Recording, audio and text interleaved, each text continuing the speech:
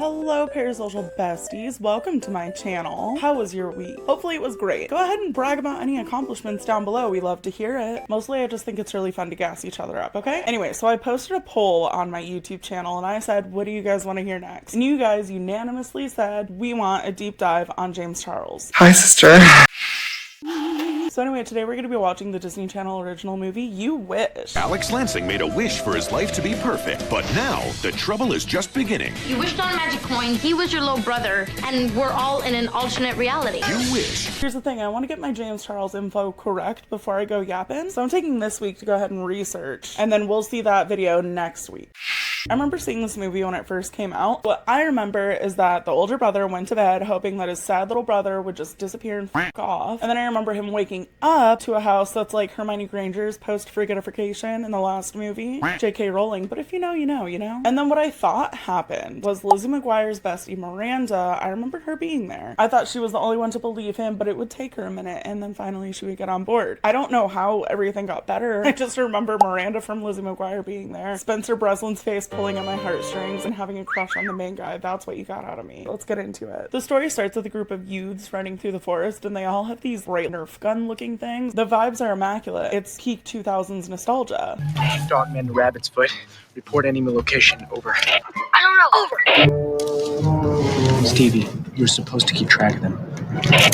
Sir, he was right there. You would have been a lot more surreptitious had you not just whispered loudly into the walkie-talkie that's going to crackle and make way more noise than just being like, hey, what the fuck? Just lean and whisper. I promise it's quieter. Oh, by the way, that little guy is named Stevie and the older guy is named Alex.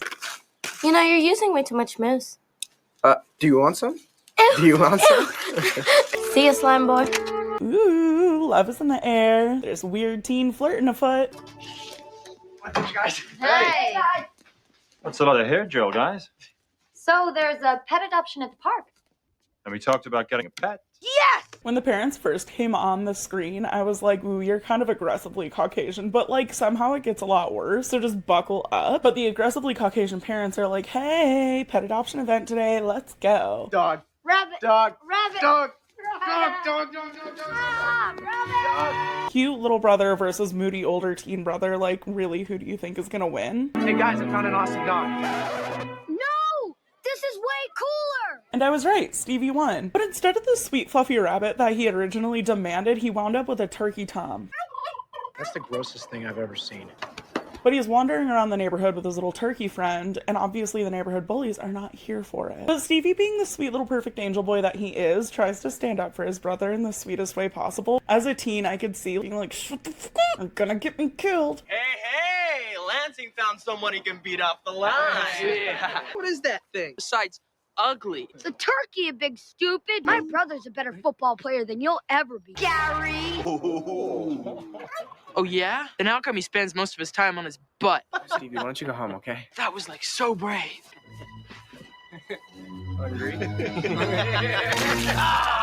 Alex gets pizza pied because God forbid his little brother tried to help him. And I just have to say, like, are these Nepo baby bullies wasting a perfectly good pizza in the throes of a recession? And that economy? Hello? So Alex is all pissy about getting bullied. And he has this really, like, victim-heavy flashback that he goes into. That's kind of funny. It all started from the very beginning. Oh, look at that. He's smiling at you. Here you see one of the greatest moments of my entire life. The first basket I ever made. Oh, Well, you would have seen it if Dad hadn't missed the shot. I guess the first steps you take in your entire life, that's pretty cool too. He basically low-key hates his little brother and is super resentful toward him because even though he's a sweet little baby, he's a little brother and he's kind of a little shit behind closed doors. We'll get into that. But Stevie's also like 10, so maybe cut him some slack. Already, I'm like, what is Stevie doing that can warrant his erasure from your family? And what I thought was existence, but I guess not. I kind of forgot about Stevie's little character arc. So Alex and his parents are downstairs and Alex is like, something's wrong with this. We actually have too much guacamole for the child that's in this house that would normally hoover it, so where the hell is he? I knew it! Stevie, what did I tell you never ever touch? Your skates, your biking, your coin collection. And is there any reason why you should not get severe and excruciating punishment right now? Better stop. Gonna yell. Alex does a very good job at setting boundaries, and then Stevie starts screaming. My room is my room, and my stuff is my stuff. Ow! Dad!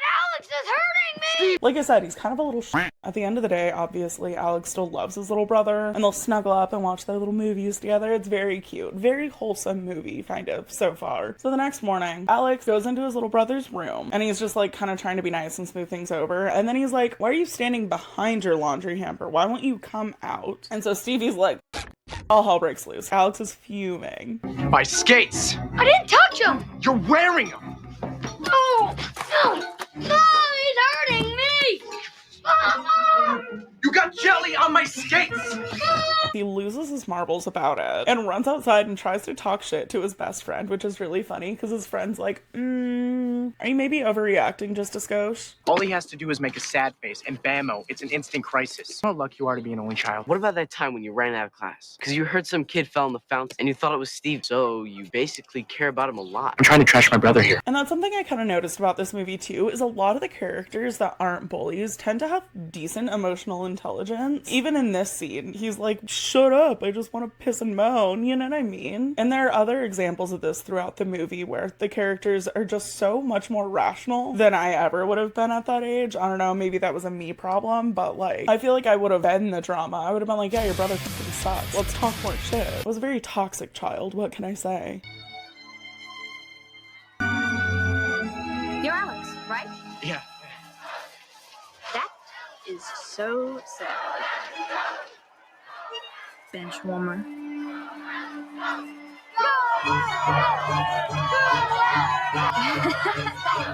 Damn, like I said, those bullies on Disney Channel movies were so rude. So Alex completely fumbles his chance at the football game by not only knocking over the cheerleader, but then getting totally body slammed. She's not interested. And Miranda is also in love with Alex.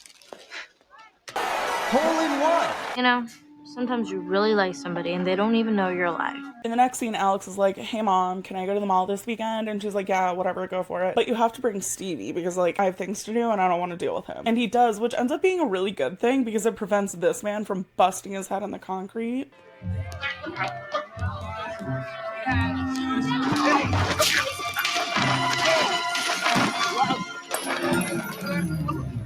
So Alex tries to coerce Stevie into sitting on the bench while he and his friends shop around in Coin World. There are enough fries to feed his entire 4th grade class, so he's probably gonna be fine. Probably being the operative word, because again, I was wrong. Somehow Stevie managed to mow through like 6 bags of fries and still has the capacity for movement, which is really unfortunate because now he's not only gassed up by all the carbs, but he's somehow not sedated by the gallon of grease.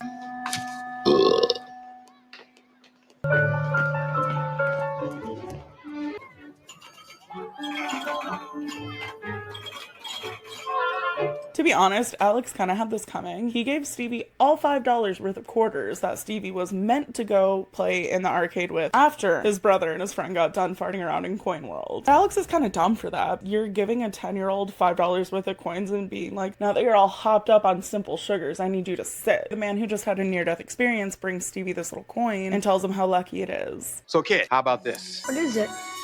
Well, it's a trippy little coin. It's good for one wish. Do something big with it. Eventually the shop owner is like, you don't have to go home, but you can't stay here. So Alex is like, what time is it? Just about 6, and I've got to get off my feet. 6. Stevie. James, I gotta go.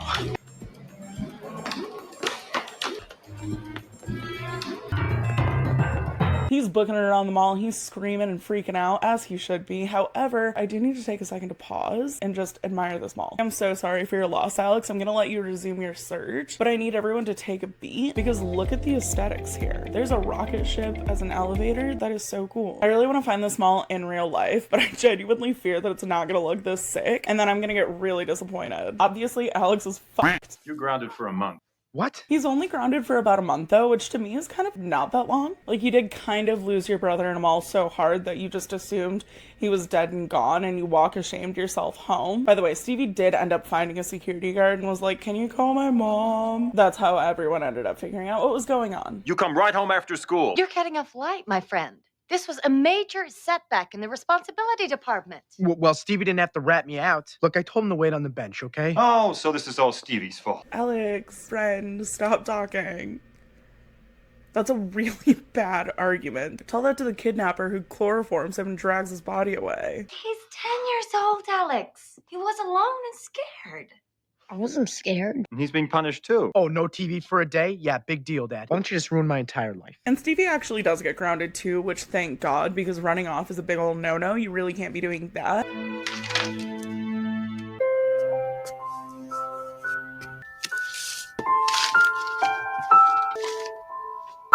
Dear Alex, sorry. Here's a coin the guy in the mall gave me. You can make one wish. What in the world caused that noise? This little coin thing made me laugh because I thought I had noticed that there were random little sound effects throughout the movie, but I was like, no. Why would Disney be so obvious with it? But now I know I was right. Disney was really popping off in the Folly department that day. One wish. Right. Right now, I wish I didn't have a little brother.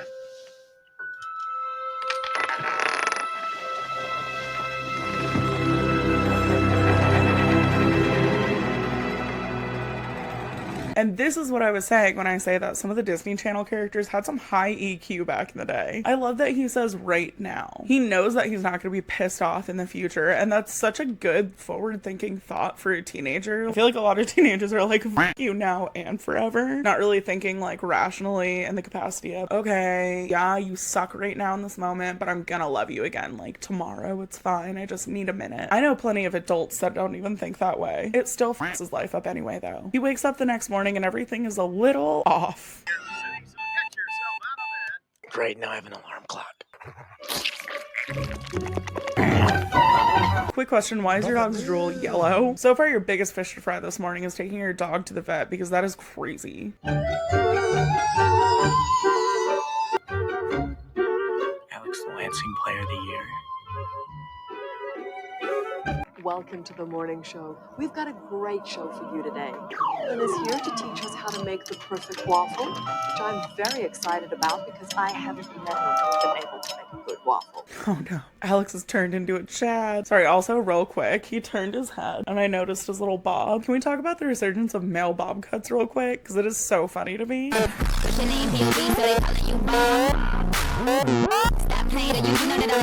And I mean, go off. I love a good mullet, so who am I to judge? Obviously, things are a little different this morning. There's a dog drooling in his mouth. He has a fresh new do. And then when he leaves his room, he sees that his entire house is the 2000s version of sad beige mom aesthetic. And now his violently Caucasian father talks out of the side of his mouth. Gangsta style. What are you talking about? Do what? Even Alex himself, like I said, is a little different. It was established already that he was kind of a grungy teenage boy. Way too much miss. But now he has this really big my father will hear about this energy. None of this makes sense to Alex because none of it should make sense to Alex, so he starts panicking. He's ripping around the house. He's trying to find evidence of his little brother's existence. And once he gets to the family portrait without his little brother, I'm gonna have to say, yeah, I think I've just woken up in a new reality. I guess I'm just gonna have to accept my new fate. And to be honest, it's kind of like not really that bad. We have a viper? Like his parents are now fucking loaded because they don't have to take care of him and his little brother. He was the only child he always wanted. His little brother's room is actually a weight room for him to go and be a star athlete, even though we saw that he can't play for shit. The entire time this scene has been going on, there's been a little TV playing in the background. It was really obvious when he first came downstairs. Waffle. You kind of knew something was going to happen with the TV. We're talking with Terrence Russell McCormick, star of the hit Stevie? show Where's Stevie? So, what's the most fun about working on Where's Stevie? Something I really love about this era of Disney too is that dual focus thing that they do. I've mentioned them before, but I watch a lot of Nick Doramia videos, and they pointed out that during Confessions of a Teenage Drama Queen, they leaned heavy on this dual focus type thing. And ever since they pointed that out, I just keep noticing it, especially in this era of Disney 2000s movies. And now I feel like you won't be able to not notice it either, so you're welcome. And then there's this wannabe dude where's my car scene. Alex, why are you hanging onto the television? It's Stevie. Yeah, Terrence Russell McCormick. He's so cute. No, it's not Terrence somebody. It's Stevie. He's on the television. Every week. I didn't think you liked that show. What show? Where's Stevie? He's on the television. Alex, I don't understand. It's Stevie. Right, from the TV show. What TV show? Where's Stevie? He's on the television. Honey, what's the joke? I'm a little dense this morning. Which would actually be such a scary interaction given the right music and ambiance. In fact, this entire movie is kind of like baby's first psychological thriller. Move over, Shutter Island. There's a brand new non-existent family to freak out about. Kid's life is awesome. Gotta run. See you at the game, Bling. Bling. Oh, I put gas in the Viper. Oh, thanks. Hey, Bling, if you hurry, I'll give you a ride. I'll be outside the car. It turns out, by the way, that his name is Bling because of bling bling. I tried to look up whether or not that was like kind of an appropriative thing. The reviews were mixed. You let me know what you think about people using the term bling bling just so cavalier. I feel like it really depends on the context, and in this one, I don't think the context was maybe correct. Now that Alex is going by Bling, he's also dating the head cheerleader. He's currently living his best life. However, I kind of get the vibe that this is like a monkey paws situation, so we'll have to check back. So Alex gets to class, and because nothing's the same, he's not best friends with Abby and his other friend that I forgot the name of already. Hey, Abs. What are you doing? Sitting down. Here. That is not your seat. Hello. I know. It's just, saying hi to Abby. Why? Mr. Lansing, would you kindly take your assigned seat so we can begin? Yeah.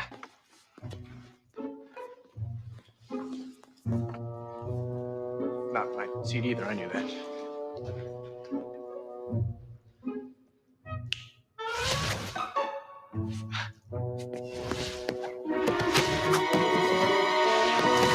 Okay, now what the f was that about? I did not realize that no little brother meant that he was gonna suddenly become a gymnast. As usual, we run the offense through Alex. What?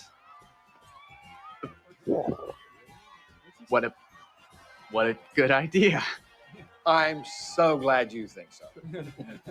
Okay, come on, let's do it. Gary, hey, you know what position you play, right? Yeah. Okay, so you know what position I play, right?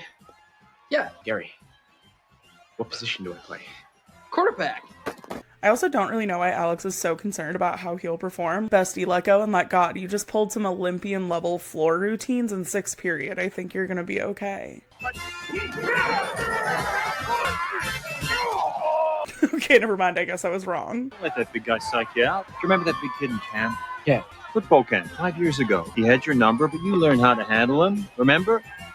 I went to camp. And every year since, you figured out even more ways to beat him. Right, because we can afford that. Huh? Because I'm an only child. Yeah. You're the man. Our one and only.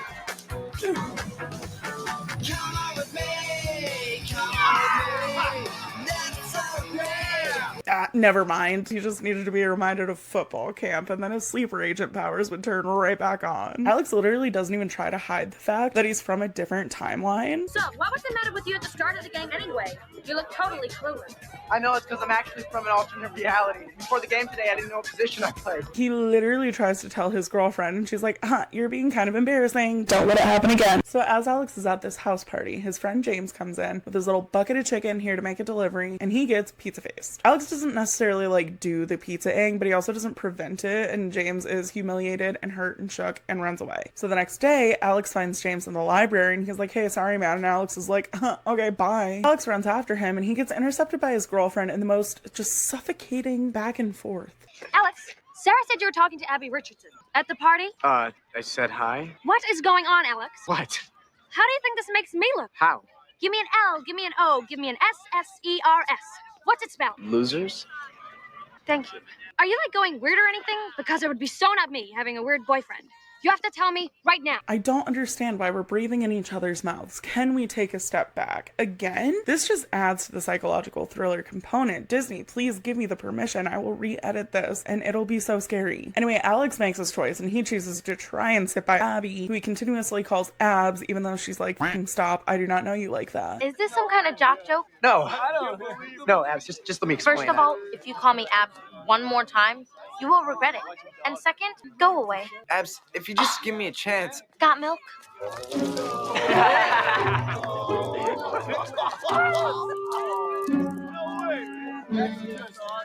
Ugh, what in the curdled, unfiltered milk is going on? That's disgusting. In the next scene, Alex is at home, he's hanging out in his room, and his dad comes in trying to be all cool and fun and relatable. Yo, Bling, what up? What did you say? Come on. I'm hip. Right, I can talk the line. Right. You, rediscovering the old collection, huh? You haven't touched those coins since forever. So as he takes one of the little coin packet thingies, he sees a little magazine of Stevie like come out. This coupled with his meltdown this morning is highly suspicious. At this point, put Alex on a list somewhere. If he's clipping out pictures of a young boy who he claims to have known and seems to have a really weird little obsession with this kid, we know that it's just because he thinks that that's his little brother. But if I walk in on my teenage son who is inexplicably clipping little boys' faces out of the covers of magazines, we're going to the therapist to get in. If you're going to be clipping pictures of boys, please make them your age or older, thank you. Alex is actually kind of getting on my last nerve because in this scene he's like, oh, Abby, I miss her.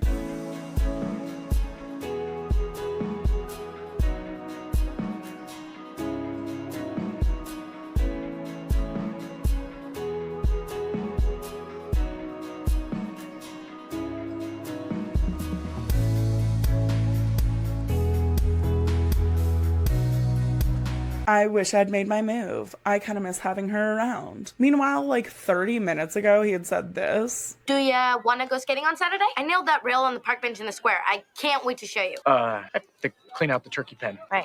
Okay. Interesting choice. I give up. What's up? You love skating with Abby. I know, but now she wants me to go skating with her. So what's the problem? No problem, I just want to be cool. Like Gary. But now suddenly the grass is greener, I guess, huh? Honestly, with this new life that you have though, Alex, real talk, just like kind of find better friends because your current friends suck and your old friends want nothing to do with you. I say just go with it. You're living a great life right now. Don't fuck it up. But he's gonna fuck it up because he finds out that his little brother isn't even happy in this new life that he has. So don't worry, he doesn't just like abandon Terrence.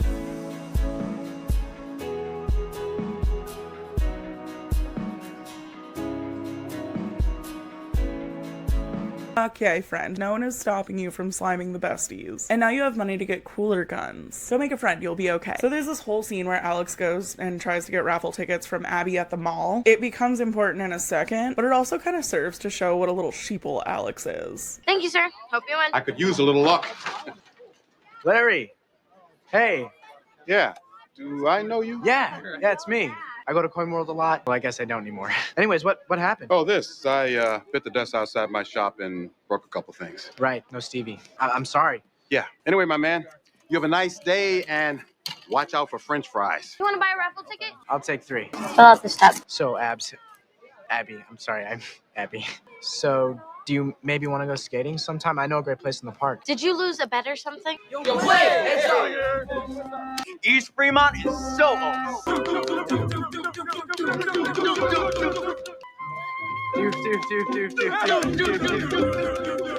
Nothing is going right, and he can't even get his funny fucking pancakes anymore because his parents are extra annoying these days and they don't even know how to do that. It's Saturday, Dad, aren't you gonna make funny pancakes? Wow, I forgot all about those. Gee, Alex. I've made funny pancakes since you were about 5. His parents really can't be bothered about his sudden onset amnesia because they're like, hey, don't forget you have this little award ceremony tonight. And he's like, what? And they're like, what? Oh, silly me. I must have just forgotten to tell you. Girl, your son is snapping in front of your eyes. Mental health deteriorating. Please seek assistance. Okay, so Alex is at home laying in bed, shoes on like a fucking weirdo, and he's fully dressed and ready for his night. He's watching his movie that he was watching with Stevie earlier, and we pan over and we see he's still watching it with Stevie. That's such a weird thing to do. Stop it. Like, imagine walking into your son's room after everything that's happened this week. His parents must be the rich, negligent type that just breed affluenza children.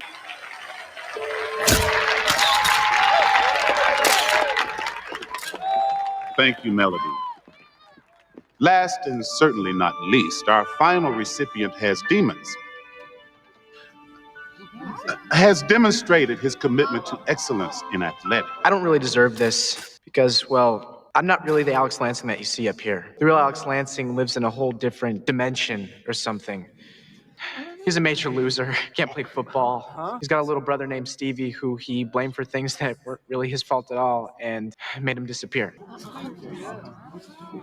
Okay, I wasn't kidding. Do you see how this needs to be edited to be kind of spooky? Like saying he has demons and then everyone's like, oh, I knew he had snapped. That was the perfect segue into going into something crazy. What? I couldn't tell you, but give me a few days. I'll think about it. Anyway, he makes this big old speech and Lillian is very impressed by him. Sorry, Abby, excuse me. She's Elaine or Miranda to me. I don't know what to tell you. So Alex goes home and he sees a little newspaper and it shows that his little brother is actually in town. His fake little brother. He sees that he is in town. And as his parents come in to be like, hey champ, what do you want for dinner or whatever? He's just standing there with this newspaper clipping of this little boy he's clearly obsessed with. This Stevie deal, There's no Stevie. No, Terrence Ross McCormick. Actor. See? So he shows up to the studio where he knows Stevie's gonna be filming some little show, and he shows up, James. Man, Super Jock strikes again. What are you doing here anyway? I just came by to see Terrence Russell McCormick. My mom's a big fan, and I thought it'd be cool if I got his autograph. What are you doing here? Taking him some chicken. Who? Terrence Russell McThing or whatever, the kid. I'll take it. I gotta get the money. This is my job. It's all yours, man. I'll need the Viking uniform back by 5. So Alex gets in the room and he's freaking this little kid out. Okay, sweetie boy, they're almost ready for you. Oh, and I just read a new script for you. This time you play a real, regular, ordinary kid. Regular kid. I don't know how to do that. I could show you, you could come by my house. I could? Yeah, 1721 Wisteria Drive. Stop anytime. You had a lot more fun when you were my brother. When did I play your brother? In real life. I was teaching you how to throw a spy roll. You're basically driving me crazy. I had to kick you out of my room a lot. But we played games, like slime wars, seafood. It's where you open up your mouth and show everybody what you ate. Security! There's a lunatic in here who thinks I'm his brother! For a minute, I thought they were gonna let Alex get away with saying all this and Stevie was gonna be like, oh my god, brother. No. I will say this movie is subverting expectations, left, right, and center. But also kind of not. You know what I mean? They're very predictable, unpredictable things. It's like, well, if this one thing isn't gonna happen, then this other thing's probably gonna happen. My brain just keeps going to the thing where I'm like, oh my god, they're gonna be friends. And I'm wrong every single time. Make 'em away downtown. This genuinely cracked me up. When Michelle Branch started playing, I need you guys to go watch this specific scene. I'm sure that I would get in trouble if I put the whole scene, but they made it like, making my way downtown. He's literally walking downtown. Faces past. It's like faces passing. They make it so literal. It's so good. He's yearning for his old life is the point of this little musical breakdown. As Alex is moping his way downtown, Stevie spots him from his limo and is like, pull over, Jeeves. I need to chat with this guy. For some reason, this kid is just super trusting. I don't know if it's just because this is the only adult type person who's been nice to him, but he loves Alex. He's all about him. From an outsider perspective, this is getting super weird. Imagine if this wasn't a feel-good Disney movie. This grown-ass man has been clipping pictures of this little boy, putting them on his nightstand. He broke into the stage and then by all appearances kidnaps the same child. I mean, Stevie's having a great time. He is giggling and having a blast. And they're basically like, okay, let's go back to our old lives. Stevie's like, my life actually low-key, high-key kind of sucks. Everyone's pretty mean to me or just like really doesn't pay attention. And despite the fact that Alex's life kind of fucking rocks now, he's like, yeah, okay, I guess I'll get you back as my brother since your life sucks and all that. So then they had to plan to get their old lives back. When Alex had woken up the morning after the wish, the coin was gone because he made his wish. And he also discovered that when he was talking to Abby at the mall, the man who almost busted his face on the ground actually snapped his leg when he fell. And that was because Stevie wasn't there to stop him. So in theory, Stevie didn't get the coin, so the coin should still be with said man. Unfortunately, this man's store has been closed. But then Alex remembers, wait a minute, this man had filled out a raffle with Abby. So I bet you this girl that actually hates me will help me find his name in her raffle tickets. Who lives here? Just Joe, okay?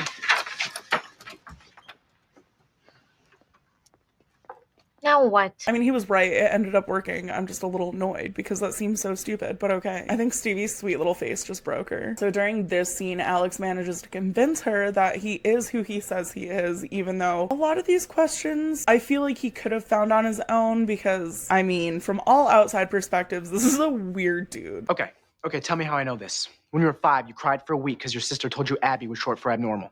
You're afraid of parrots, clowns, and falling space junk. Did you bribe Megan? No, you told me those things. What's my cat's name? Mr. Terwilliger, but you call him Twigs. What's my favorite snack? Mustard and sugar sandwiches. Ew. So I wouldn't put it past him to just have stalked her to figure this out, but that's neither here nor there. He knows and she believes him. Good news, they find the ticket. I found it! Larry something with a P. Larry Pendragon. Maybe he's a wizard. Let's go. Bad news, Mr. Coin Friend no longer lives on the 6th floor because he couldn't wheel himself up 6 floors. And apparently there's no elevator, so he ended up moving. One of the neighbors comes out and she's like, can you stop banging around here? This man has moved. And Miranda's like, well, where did he go? And we find out he wound up in a retirement home, and we have more awful, disgusting, upsetting shots that are right in your mouth. Their Coin Friend is really believing, and basically they immediately break down what's happening, and he's like, okay, slay. So it had an owl on it. Old Coin Friend remembers that he sold his coins to some roadshow collector guy, and so basically Alex is like, okay, well, we're fucked, so pack it in, I guess. Obviously, the police are looking for this kid, and they wind up finding him while they're walking down Alex's street just trying to get home. His dad comes in and asks if he wants to go to the hilltop with him. You want to go for brunch at the hilltop with Judge Harley, your mom and me? Meanwhile, Alex is like, no, get out of my face. And so his dad's like, okay, well, let me give you something to cheer you up. And he gives him a little packet, and it has a bunch of coins in it. My first thought is, oh, roadshow guy. There's a local shop that just closed with a bunch of coins. Maybe it's in this coin bucket. But Alex does not have the same thought, and he throws it across the room. Throwing all those coins made it super obvious that he actually did have his coin in possession. So I guess crisis averted. This is it! Alex? Yes! Honey, are you alright? Alex? I'm fine. I'll be right out. Just give me a minute. Son, let me in. I think you gotta say this exactly right. Alex, now! Come on! I'm getting him out. Alex is losing his mind, and his parents are concerned. Finally, it took him long enough. So they're like, let us in. Why are you screaming and freaking out? And he's like, 1 second, no. And they're like, we will axe this door down the Shining style if you keep it up. And he's like, okay, give me like 1 fucking second. Did I stutter? And he makes a wish, and everything goes back to normal, and everything's fine. I wish I never made the first wish. His dad's making funny pancakes again. There's a rainstorm. It's definitely coming down one direction more than the other, but that's okay. We're not going to focus on that. It only bothered me a little bit. Enough to put it in my video. Abby and James come over. Babs, do you want to go skating? She says yes. Everything's good in the world. At the end of the day, that's a cute-ass movie, and I really liked it. It was definitely a little more serious than something like Cowbells that was just completely off the wall. That movie is bonkers, and I love it. Hello, why call me? I'm right here. Problem solved. But it's not quite Color of Friendship serious, you know what I mean? It's a good middle ground. It's kind of a wholesome, fun family evening. 10 out of 10 based on my 0 credentials when it comes to reviewing movies. Actually, 7 out of 10. I didn't like the scenes where everyone was in my face. That's a good 3-point knockdown. I don't know why, it just feels right. Anyway, please don't forget to hit subscribe if I earned your subscription. Let me know if there's another DCOM you want me to review, because I actually had a real hoot and a half here. Like I said, next week we're going to be talking about James Charles, so buckle up for that. I'll see you guys next week. Bye!